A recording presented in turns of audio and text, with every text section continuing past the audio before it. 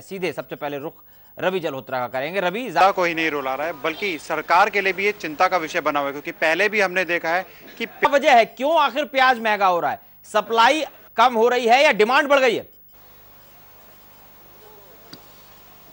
दिवेश, हम आपको बता दें कि जैसा कि सरकार लगातार ये दुहाई देती आ रही है कि फसलें जो है वो बारिश की वजह से बर्बाद हो गई या फिर जो मौसम की खराबी का हवाला देती है, लेकिन सच्चाई यही है कि सरकार इस पर ध्यान नहीं देती है और लगातार इस तरह जो महंगाई बेकाबू होती जा रही है। हालांकि मुंबई की अगर बात करें तो मुंबई के जो ग्रामीण इलाके हैं वहाँ जो किसान हरी सब्जियों को उगाते हैं या फिर फसलों को प्याज की अगर बात करें नासिक में पैदावार होती है, तो लगातार सरकार की देवेश यही दुहाई रहती है कि फसलों की बारिश की दुहाई देती है और मौसम की मार की वजह की दुहाई देती है, लेकिन समय रहते सरकार को इस पर ध्यान देना चाहिए। दूसरी बात ये कि जब जो प्याज माफिया हम कह सकते हैं, जो प्याज को एक स्टॉक कर लेते हैं, जब उनको लगता है कि आने वाले 2 महीने में 4 महीने में प्याज की जो खपत है वो शहर में देश में लगातार बढ़ती जाएगी और इसकी वजह से वो इसका स्टॉक करते जाते हैं, गोदामों में लगातार अंबार लगाते जाते हैं। फिर जैसे जैसे शहर में इसकी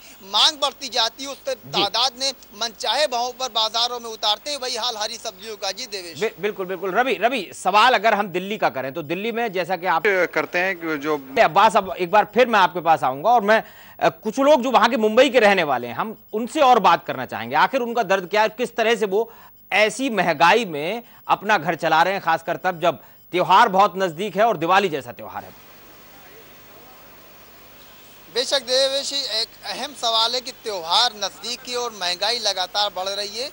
एक मैडम यहाँ पर जो सब्जी खरीदने आई है, आप बताना चाहेंगी कि सब्जी का भाव जो लगातार आसमान छू रहा है, क्या आपके रसोई पर इसका असर पड़ रहा है? यस सर, मैं बताना चाहती हूँ कि ये कांदा इतना महंगा क्यों हो रहा है कि 100 रुपये किलो कांदा बिक रहा है, तो इसमें हम क्या खरीदे और क्या खरीदे ले लोगों को, हम इसमें कैसे मतलब खरीदारी कर सकते?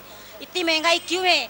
क्योंकि इसमें इतनी महंगाई में इतना इंसान के अंदर कि वो भी नहीं है कितना खरीद सकता है, कि हर सब्जी महंगी हो गई है, कि इतना कि इतनी उनकी कुछ कमाई भी नहीं है, आमदनी भी नहीं है, तो इसमें क्या गरीब लोग खाएंगे, क्या गरीब लोग बचाएंगे? मुझे ये बताइए आप पहले कि इतना महंगाई क्यों बढ़ चुकी है। बेशक देवेश, सब्जी विक्रेता भी यहाँ पर जिनसे हम बात करेंगे। आप बताइए कि लगातार सब्जी का भाव जो बढ़ रहा है, क्या वजह है इस भाव बढ़ने? मैं कुछ नहीं, मुझे धंधा कर। देवेश, सब्जी विक्रेता और भी, आप बताइए कि कैसे भाव बढ़ रहा है, क्या वजह है कि लगातार महंगाई बढ़ती जा रही है? हम लोग नहीं बोल पाए हैं तो क्या उसमें बोल पाएंगे? आप बताएंगे क्यों महंगाई बढ़ रही है? मैं सब्जी वाला नहीं हूँ। देवेश, फिलहाल यहाँ पर आप बोलेंगे कैसे महंगाई बढ़ रही है, क्या वजह है जो लगातार हर सब्जियों के भाव बढ़ रहे हैं?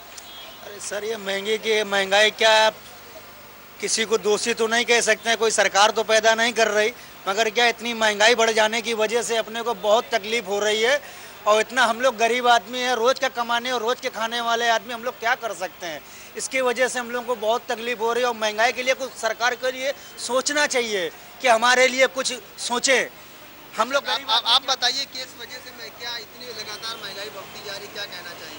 महंगाई ऐसा होता है, कभी माल जास्ती आ जाता है तो सस्ता हो जाता है, कभी माल कम आता है, इसके लिए महंगाई जास्ती। बिल्कुल, यानी माल कम आ रहा है, बाजार में सप्लाई पूरी नहीं हो पा रही है और ये एक बड़ी वजह है जिसकी वजह से महंगाई बढ़ रही है। रवि हमारे साथ है, लेकिन रवि, जाहिर है महंगाई लगातार और उसी वजह पर कहीं ना कहीं सरकार जो है उन चीजों को रोकने नहीं, बल्कि मुंबई से सटे जो आसपास के गांव है या महाराष्ट्र के जो गांव हैं, तो ऐसा नहीं सिर्फ महानगर में ही महंगाई की मार जो शहरवासियों को झेलनी पड़ रही है, ग्रामीण इलाकों में भी महंगाई जो है वो भी जो है असरदार साबित हो रही है।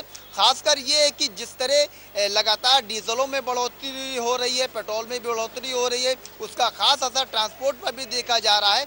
अब जब एक जगह से दूसरे जगह पर यानी ग्रामीण इलाकों से शहर में जब सामान को जो सब्जियां हैं या कांदा उनको लाया जाता है, तो उसका भी जो असर है उस खासकर महंगाई पर पड़ता है। इसके अलावा शहर से जो चीज़ें ग्रामीण इलाकों में जाती हैं उसका भी जो ट्रांसपोर्ट का असर खासा नज़र आता है।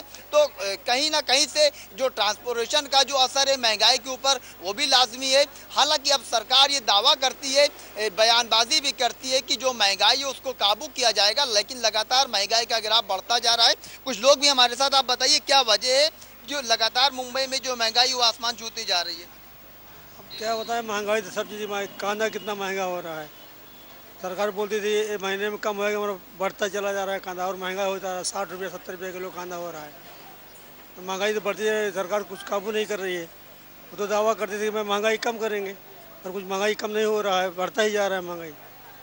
आप बोलना चाहेंगे कुछ क्या कि लगातार महंगाई बढ़ रही है, तो क्या आप लोगों ने मतलब सहन करना शुरू कर दिया कि महंगाई अब कम नहीं हो सकती?